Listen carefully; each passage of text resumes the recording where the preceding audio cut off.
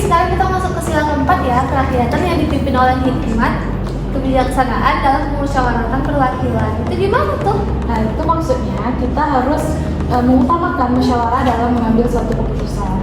Oh, berarti kalaupun kita mau milih pemimpin angkatan ataupun ketua organisasi kita harus voting gitu ya? Betul Citami. Nah, keputusan itu diambil dari bersama, bukan dari satu orang. Oh, itu ya, Bu. Iya.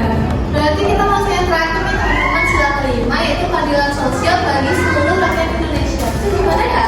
Nah, itu artinya setiap orang itu harus mendapatkan haknya secara adil.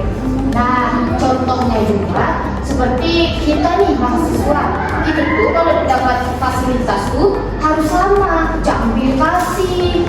Atau kalau ada teman yang butuh bantuan, kita bantunya sesuai kebutuhannya. Nah, bagus. Berarti kalian semua udah memahami lah ya kan penerapan nilai-nilai Pancasila.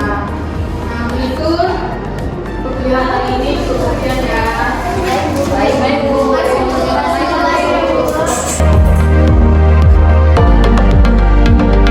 Dalam kehidupan sehari-hari, nilai-nilai Pancasila bukan hanya sekedar teori, tetapi juga harus diamalkan dalam tindakan nyata.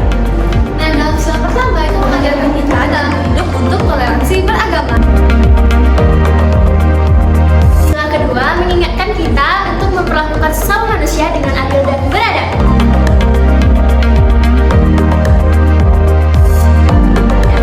Sila ketiga menekankan persatuan dalam keberagaman. Sila keempat mengajarkan kita untuk pentingnya suatu musyawarah itu untuk mengambil keputusan.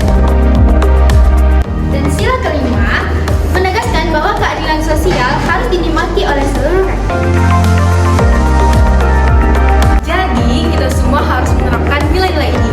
Maka kehidupan bermasyarakat akan lebih harmonis, damai, dan juga adil. Mari menjadi generasi yang menjunjung tinggi nilai-nilai Pancasila dalam setiap aspek kehidupan.